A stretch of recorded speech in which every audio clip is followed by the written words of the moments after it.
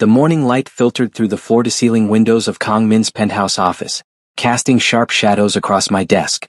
I adjusted my crisp white shirt, fingers working quickly through the stack of contracts that needed his signature before noon.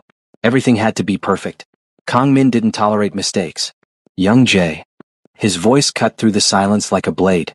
I looked up, meeting those cold gray eyes that could freeze a man's soul. Kang Min stood in the doorway of his private office, all 6 feet of dangerous elegance wrapped in a tailored black suit. His presence filled every room he entered, commanding, ruthless, untouchable. An alpha in every sense of the word. Yes, sir? I kept my voice steady, professional. 3 years as his secretary had taught me to never show weakness. The Nakamura file. Where is it? I was already moving, retrieving the crimson folder from my organized filing system. Here.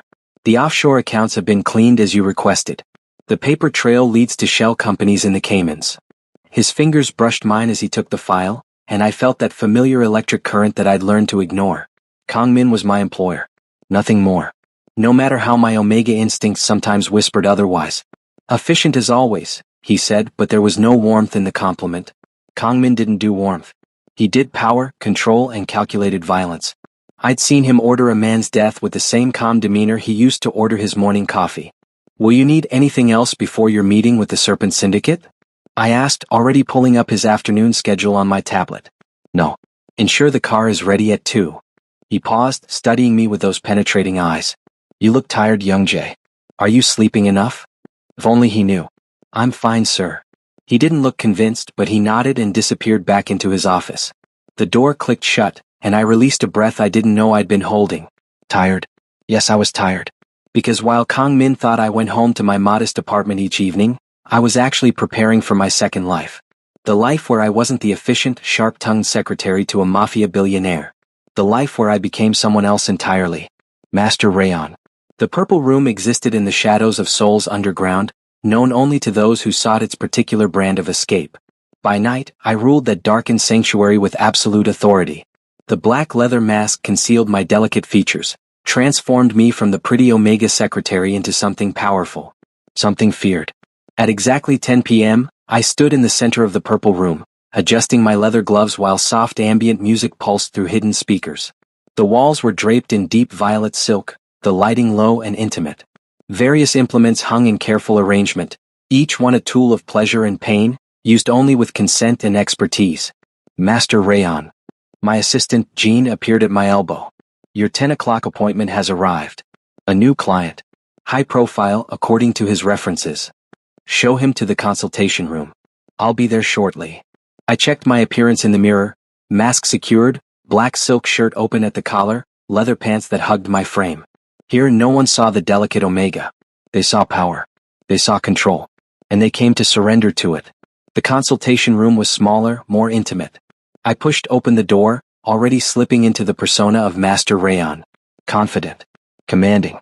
Utterly in control. And then I froze.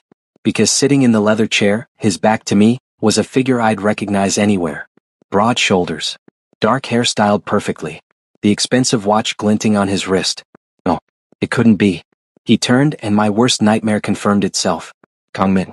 4-3 heartbeats, we stared at each other. His gray eyes widened fractionally, the most shock I'd ever seen him display. My mind raced, calculating, panicking. The mask. Thank God for the mask. Master Rayon, I presume? His voice was controlled, but I caught the slight edge of surprise. Did he recognize me? No, impossible. The mask covered half my face and my entire demeanor was different here.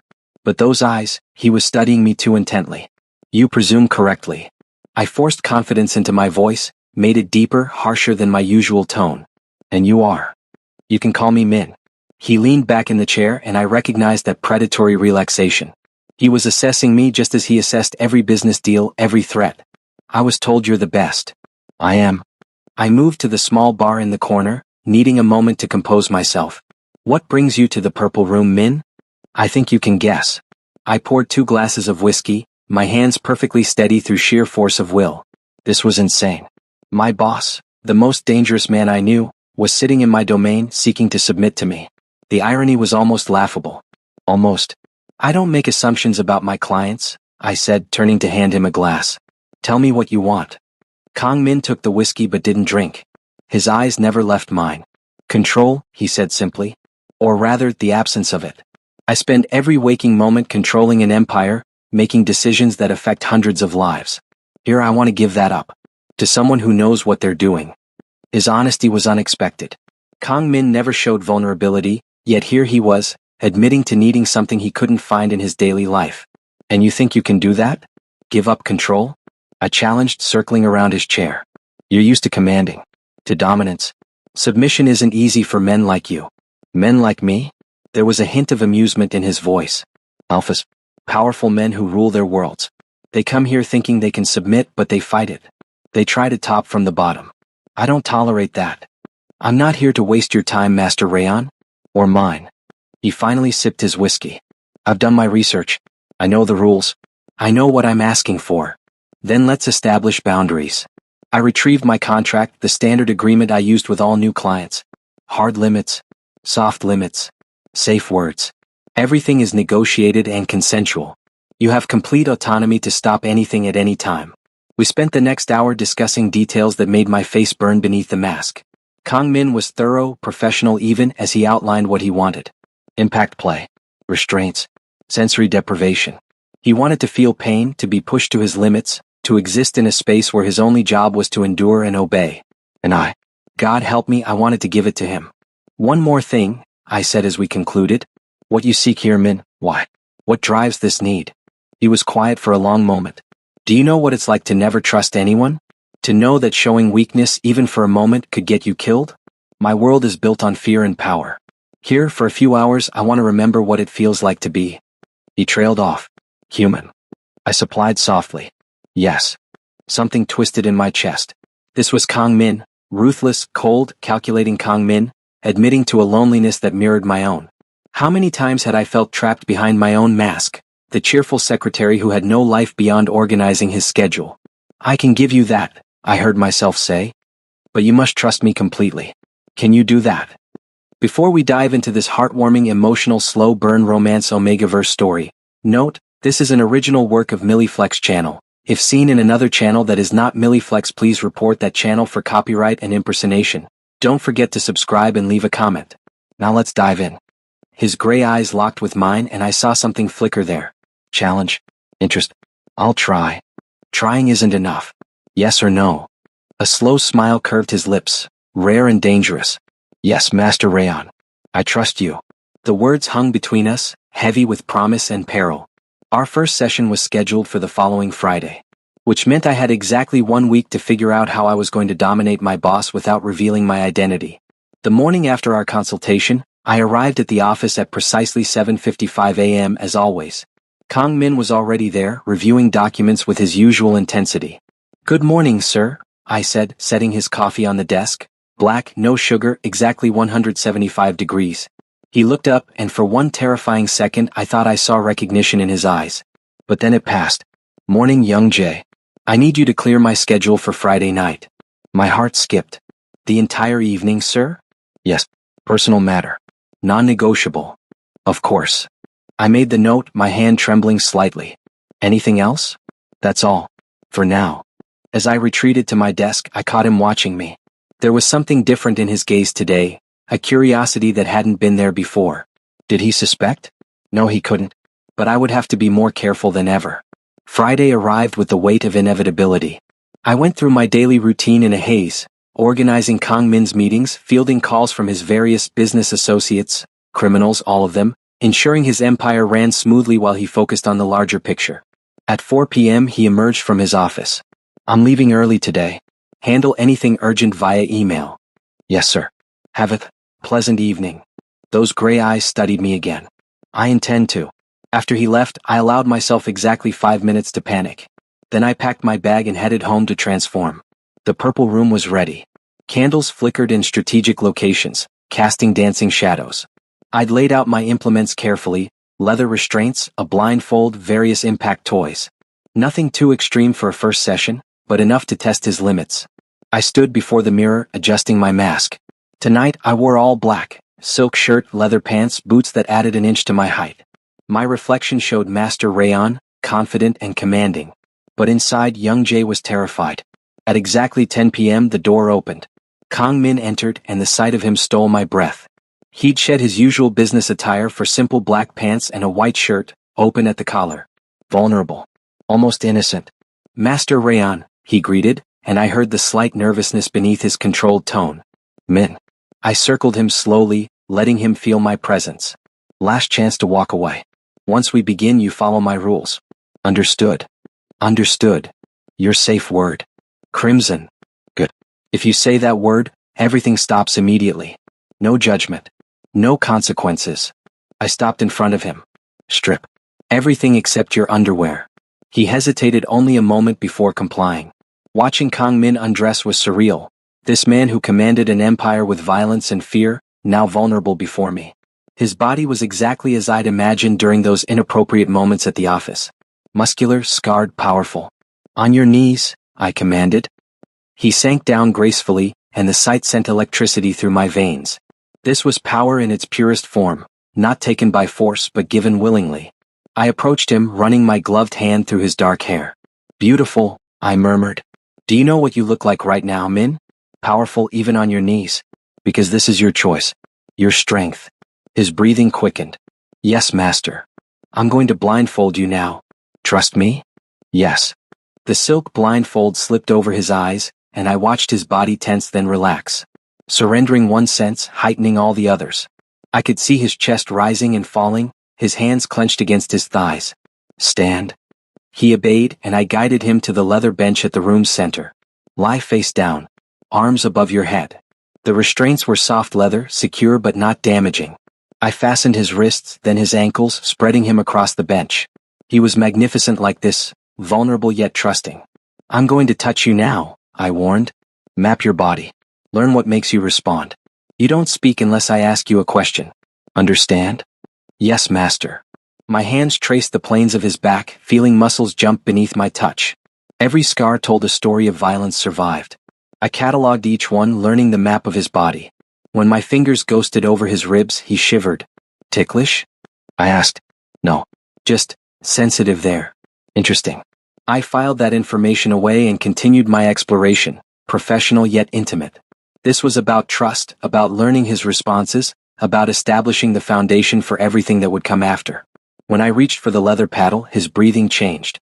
"Tell me what you need, Min," I said softly. "To feel something real," he whispered. "Pain that's honest. Not the violence of my world, but controlled. Chosen." My heart clenched. I understood that need more than he could know. The first strike was gentle, a warm-up. His body tensed, then relaxed. I built it slowly, methodically, watching his skin pink then redden. With each impact, I checked his breathing, his body language. Never pushing too far, always maintaining control. "Color?" I asked after a particularly sharp strike. "Green," he gasped. "Green, master."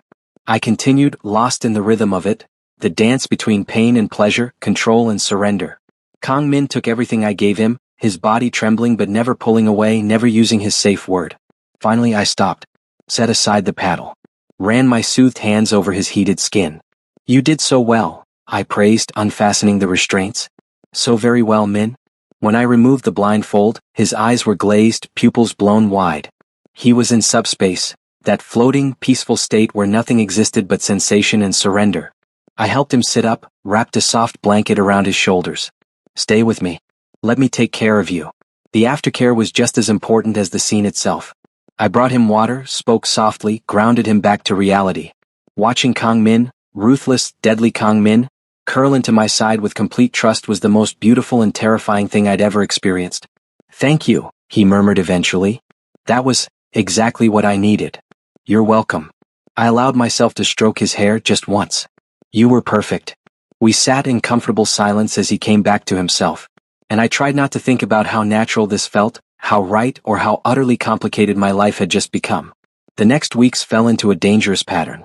By day I was young Jay, efficient, professional, invisible. By night I was Master Rayan, commanding, powerful, everything Kang Min didn't know he needed. Our sessions grew more intense. I learned his body like a beloved text, discovered that he responded beautifully to sensory deprivation, that praise made him melt more than any punishment. He trusted me with parts of himself I suspected no one else had ever seen. And it was destroying me. Because in the office, I watched him command his empire with ruthless efficiency, and I wanted to tell him I knew his secrets. I'd seen him vulnerable. I'd held him through the come down, whispered reassurances against his skin. Young Jay. His voice snapped me back to reality. Are you listening? I apologize, sir. Could you repeat that? He frowned, studying me with those two perceptive eyes. I said the Serpent Syndicate is getting aggressive. They hit one of our warehouses last night. I need you to arrange a meeting with Park and his lieutenants. Of course. When? Tonight. Neutral ground.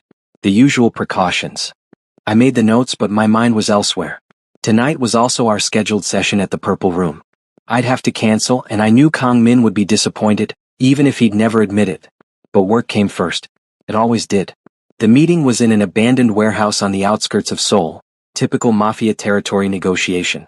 I sat in the car outside, monitoring communications while Kang Min met with Park, the head of the Serpent Syndicate. Through the earpiece, I heard the conversation turn hostile. You're losing your grip, Kang, Park's voice crackled. Maybe it's time for new leadership. Is that a threat? Kang Min's voice was ice. It's reality. Your territory is shrinking. Your men question your focus. Some say you've gotten distracted lately. My blood ran cold. Distracted. Because of me? Because of the Purple Room? My focus is fine, Kang Min said dangerously. But if you want to test it, Park, I'm happy to demonstrate exactly how sharp I remain. The sound of guns cocking echoed through the earpiece. I was out of the car before I'd even made the conscious decision, running toward the warehouse.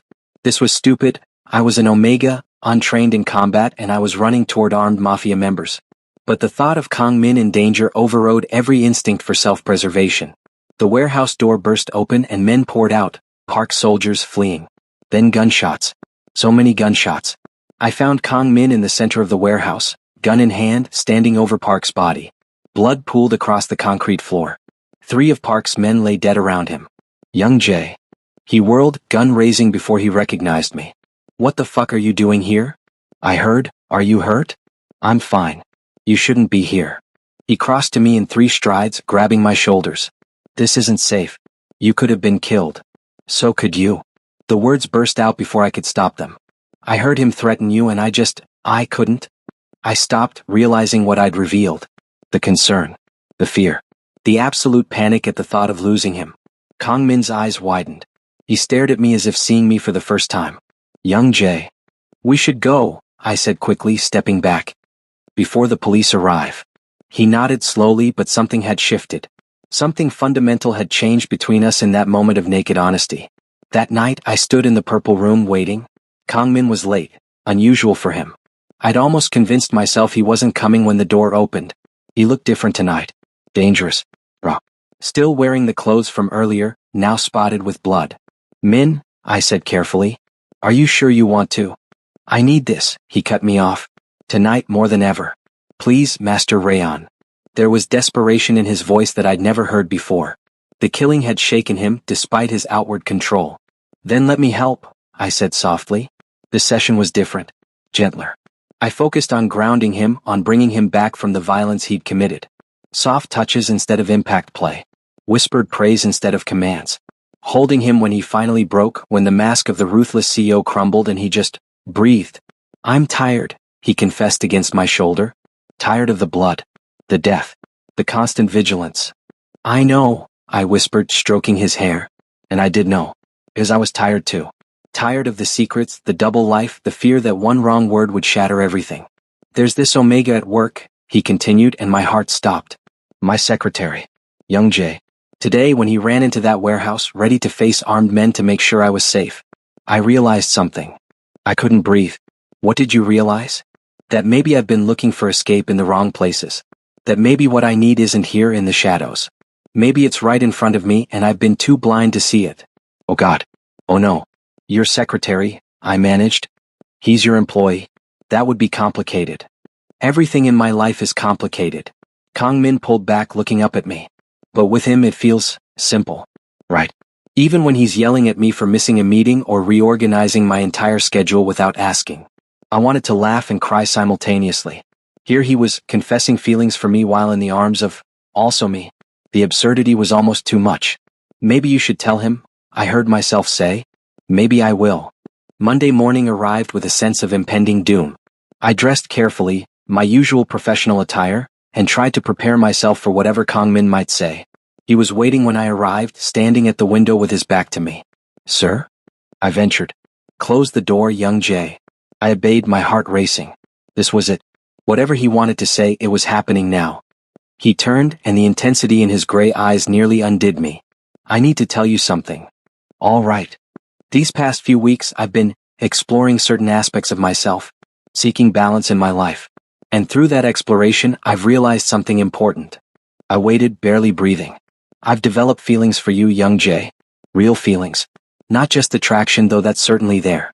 But admiration. Trust. Something I haven't felt in years. He stepped closer. "I know this is inappropriate. You work for me. There's a power imbalance. But I needed you to know." My mind raced. This was my moment to confess, to tell him everything. But fear held my tongue. What if he was angry about the deception? What if he felt betrayed? I don't know what to say, I managed. "You don't have to say anything right now. I just needed you to know. Take whatever time you need to process this." He moved back to his desk, professional mask sliding back into place. "Now, about the meeting with the commissioners." Wait. The word escaped before I could stop it. "Kang Min, I need to tell you something too." He looked up, surprised by my use of his first name. "There's something you don't know about me. Something important. And if you have feelings for me, you deserve to know the truth before you make any decisions." "What truth?" I took a deep breath, gathering every ounce of courage I possessed. "Tonight, come to the Purple Room at 10. Ask for Master Rayon. And bring your questions." His eyes widened as understanding began to dawn. "Young Jae, please, let me do this properly. Let me show you who I really am." He stared at me for a long moment, then nodded slowly. "Tonight." The hours until 10 p.m. felt like years. I went through my preparations mechanically, my mind spinning with possibilities. This could go so many ways, and most of them ended badly. But I couldn't keep living this double life. Not anymore. Not when my two worlds had collided so completely. At 9:55 p.m., I stood in the Purple Room, wearing my full Master Rayon regalia. But this time the mask sat on the table beside me. My face was bare, vulnerable. The door opened.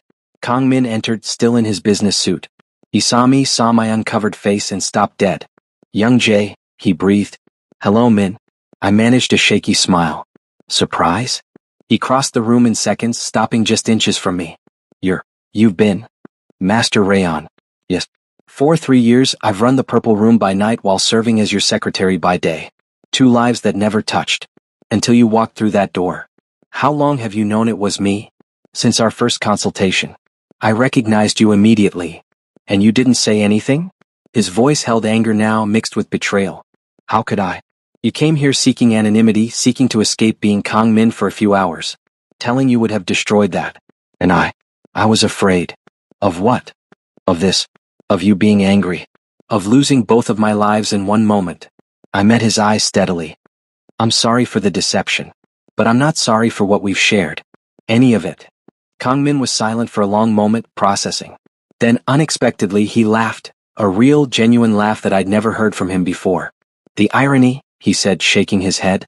"I've been falling for 2 different people, not realizing they were the same person all along. And now that you know?" He reached out, cupping my face gently. "Now I know that the person I trust most in the world, the one who knows all my secrets, the one who's seen me at my weakest and strongest, is also the person I've been falling in love with." My breath caught. "Love?" "Yes, young Jae. Love." His thumb traced my lower lip. "I love your efficiency and your sharp tongue during the day. I love your control and your gentleness at night. I love both sides of you. All of you." Tears pricked my eyes. "I love you too. God, I love you so much it terrified me." "Then let's stop being terrified." He leaned in, his lips a breath from mine. "Let's just be us. All of us. Together." The kiss was soft, tentative at first. Then deeper, more desperate. Years of hidden feelings, weeks of secret encounters, all pouring into this single moment of truth. When we finally broke apart, both breathing hard, Kang Min smiled, that rare, beautiful smile that transformed his entire face. "So, Master Rayon," he said with a hint of his usual arrogance. "What happens now?"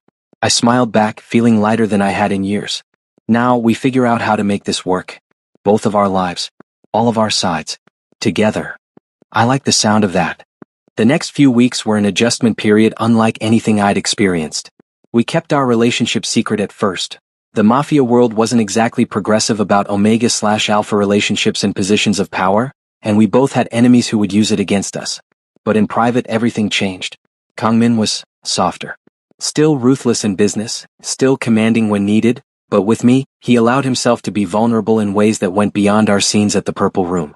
We talked for hours, shared meals, learned each other's rhythms. And yes, we explored the physical side of our relationship too. The first time we came together as equals, as lovers rather than master and client, was intense beyond words. In my apartment, away from both the office and the Purple Room, we were just Kang Min and Young Jae. "Are you sure?" he asked, hovering over me, his weight supported on his forearms. "We don't have to." "I'm sure," I interrupted, pulling him down for a kiss. "I want this. I want you." He entered me slowly, carefully, mindful of the difference in our bodies. The stretch was exquisite, the fullness overwhelming. But it was the emotion in his eyes that undid me. The love, the trust, the absolute devotion. "Move," I gasped. "Please, Min." He did, setting a rhythm that built pleasure like waves cresting higher and higher. Our bodies found their synchronization naturally, each movement deliberate and meaningful. When his hand wrapped around my length, stroking in time with his thrusts, I shattered. "Min, let go," he urged. "I've got you." My release hit like lightning, pleasure arcing through every nerve. Kang Min followed moments later, my name a prayer on his lips. Afterward, we lay tangled together, his fingers tracing lazy patterns on my skin. "I never thought I could have this," he admitted quietly. "Love, trust, a real connection with someone who knows every part of me." "Neither did I confessed. "I thought I'd always be split between two lives, never fully myself in either. And now I feel whole. Finally whole." He pressed a kiss to my forehead. "Good. Because I'm not letting you go. Ever." But of course, happiness in the Mafia world is never simple. The threat came on a Wednesday. I was reviewing contracts when Kang Min's phone rang, an unknown number. He answered, face growing darker with each word. "What?" I asked when he hung up. "They have pictures of us together." His jaw clenched. "The Serpent Syndicate. Park's successor Lee sent them. Along with a threat, I stepped down or they release the photos and out us both." My blood ran cold. Being exposed as a couple would be bad enough. But the photos from the Purple Room showing Kang Min's submission. In the Mafia world, that could be deadly. Alphas who showed weakness didn't last long. "What do we do?" I asked. "We call his bluff." Kang Min's eyes hardened. "And we end this tonight." The plan was dangerous, possibly suicidal. But it was also brilliant in its simplicity. We would invite Lee to a meeting, pretend to negotiate, and then strike first. "I'm coming with you," I stated, leaving no room for argument. "Young Jae, I'm not losing you. Not now. We're in this together." He studied me for a long moment, then nodded. "Together." The warehouse meeting felt like déjà vu. Lee arrived with his usual entourage, smug smile plastered across his face. "Kang Min. And you brought your little Omega secretary. How domestic." Kang Min's hand tightened on his gun, hidden beneath the table. "Let's get this over with. What do you want?" "I want you to step down. Hand over your territory, your resources, everything. In exchange, your little secret stays secret." "And if I refuse?" Lee's smile widened. "Then the whole underworld learns that the great Kang Min likes to be dominated by his pretty secretary. Let's see how long your empire lasts after that." This was the moment. I'd prepared for this, practiced the words. But actually saying them in front of Lee and his men still took every ounce of courage I possessed. "Go ahead," I said clearly. "Release the photos. See what happens." Lee's smile faltered. "What?" I stood, moving to stand beside Kang Min. "You think those photos show weakness? They show trust. They show that Kang Min is strong enough to acknowledge all sides of himself. That he doesn't need to perform toxic masculinity to maintain power." "You're insane," Lee spat. "Maybe." I pulled out my own phone, pulling up a document. "But while you were busy taking photos, we were busy gathering evidence. Every illegal deal you've made since taking over from Park. Every murder. Every shipment. All documented and ready to be sent to the authorities with one click." Kang Min smiled darkly. "Mutually assured destruction, Lee. You release those photos, we release this evidence. Or..." He leaned forward. "You walk away. Tonight. Disband the Serpent Syndicate. And we all live to see another day." The standoff lasted for an eternity. Then Lee laughed, bitter and defeated. "You're both crazy." "That's what makes us dangerous," Kang Min agreed. Lee left, taking his threat with him. We'd won. Not through violence, but through strategy and the willingness to be vulnerable together. 6 months later, things had settled into a new normal. We'd made our relationship public. Not the BDSM aspects, but the fact that we were together. The reaction was mixed, but Kang Min had consolidated enough power that opposition was minimal. The Purple Room still operated, but now as a joint venture. I remained Master Rayon for clients who sought my expertise, but Kang Min and I had created a private space within it, our sanctuary. Tonight, we were there together, not as master and client, but as equal partners exploring what pleasure and trust could create. "I have something for you," Kang Min said, pulling a small box from his pocket. I opened it to find a ring, simple, elegant, perfect. "Young Jay, you've seen me at my worst and my best. You've held me through the darkness and celebrated with me in the light. Will you?" "Yes," I interrupted, laughing through tears. "Yes, of course, yes." He slipped the ring onto my finger, then pulled me into a kiss that tasted like promises and forever. "I love you," he murmured against my lips. "Both of you. All of you. I love you too. All of you." We'd started in shadows and secrets, two halves pretending to be whole. But together we'd found something better than either life alone could offer. We'd found ourselves, found each other, and found a love that was worth every risk. The Purple Room had been my sanctuary, my escape. But in Kang Min's arms I'd found my true home. And that was the greatest pleasure of all. The ring caught the candlelight as I traced my fingers along Kang Min's jaw, still marveling that this was real. That he was mine and I was his, with no more secrets between us. "What are you thinking?" he asked softly, his gray eyes warm in the dim light of our private sanctuary. "That I want you," I admitted, feeling heat rise to my cheeks despite everything we'd shared. "Not as Master Rayon. Not as your secretary. Just, as yours." His breath caught. "Young Jay. Make love to me, Min. Here. Now. As equals." He kissed me then, deep and passionate, his hands cradling my face like I was something precious. I melted into him, letting myself feel every sensation. The warmth of his skin, the strength in his embrace, the way my omega instincts sang at his nearness. "Bed?" he murmured against my lips and I nodded. We moved to the silk-draped bed in the corner, the one we'd installed for aftercare but had never used like this. Kang Min laid me down gently, his eyes roaming over me with undisguised hunger and love. "You're beautiful," he said, fingers working the buttons of my shirt. "So damn beautiful, and you're mine." "Yours?" I agreed, helping him remove the fabric. "Always yours." He traced the curves of my body with reverent hands, mapping skin he'd touched countless times but never like this, never with this freedom, this openness. When his mouth followed the path of his fingers, I gasped, arching into the sensation. "Min, please. Patience, my love." His voice held a hint of that commanding tone that made me shiver for entirely different reasons now. "I want to savor this. Savor you." His lips found my chest, tongue circling sensitive peaks until I was writhing beneath him. The pleasure was exquisite torture, building slowly like a flame coaxed to life. When his hand drifted lower, cupping me through the fabric of my pants, I nearly came undone from that alone. "These need to go," he decided, and I quickly helped him remove the remaining barriers between us. Naked beneath him, I felt utterly exposed yet completely safe. This was Kang Min, my alpha, my love, the man who'd seen every part of me and chosen to stay. "You too," I insisted, tugging at his shirt. "I want to feel you." He stripped quickly, efficiently, and the sight of his body never failed to steal my breath. Powerful, scarred, beautiful. And tonight, mine in every way that mattered. When he settled between my legs, the weight of him was perfect. Natural. Right. "I love you," he whispered, reaching for the oil we kept nearby. "More than I thought possible." "Show me," I challenged softly.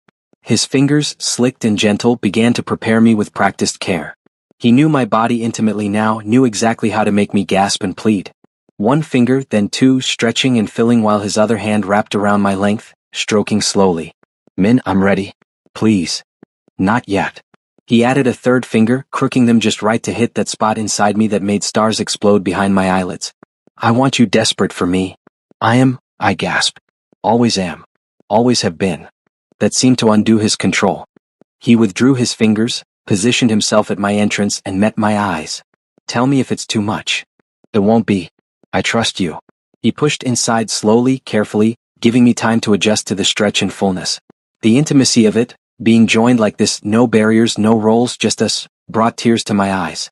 "Okay?" he asked, voice strained with the effort of holding still. "Perfect. You're perfect. Move, please." He did, setting a rhythm that was both tender and passionate. Each thrust sent pleasure cascading through my body, building higher and higher. His hand returned to my length, stroking in time with his movements, and I knew I wouldn't last long. "Look at me," he commanded gently, and I opened eyes I hadn't realized I'd closed. "I want to see you when you come undone." The intimacy of holding his gaze while our bodies moved together was overwhelming. I could see everything in those gray eyes: love, desire, devotion, promise. This wasn't just physical pleasure, it was a claiming of souls. "Min, I'm close. Let go, love. I've got you." His next thrust hit that perfect angle while his hand tightened just right and I shattered. Pleasure crashed over me in waves as my release spilled between us, my body clenching around him. "Young Jay," he groaned, his own control breaking. I felt him pulse inside me, filling me with warmth, marking me as his in the most primal way. He collapsed beside me, pulling me against his chest, both of us breathing hard. His fingers traced lazy patterns on my skin as we came down from the high together. "That was..." I started, then laughed softly. "I don't have words." "Neither do I." He pressed a kiss to my temple. "But we have a lifetime to find them." I snuggled closer, feeling safe and loved and complete. The ring on my finger caught the light again, a symbol of promises made and futures built together. "I love you," I whispered. "Both sides of you. The ruthless CEO and the man who trusts me enough to be vulnerable. All of it." "I love all of you too," he replied. "My sharp-tongued secretary and my powerful master. My omega. My everything." We lay in comfortable silence, bodies still entwined, hearts beating in sync. Outside this room, the world continued its chaotic spin. The mafia politics, the business empire, the dangers that lurked in shadows. But here in our sanctuary, we were simply two people who'd found each other against all odds. Who'd learned that true strength came not from hiding our vulnerabilities, but from trusting someone enough to share them. "Stay with me," Kangmin murmured, already half asleep. "Always. Always," I promised, pressing a kiss over his heart. "In every life, in every way. Always yours." And as sleep claimed us both, wrapped in silk in each other's arms, I knew that this love, this trust, this perfect imperfect life we'd built together, was worth every risk, every secret, every moment of fear. Because in the end, we'd found what we'd both been searching for all along. We'd found home.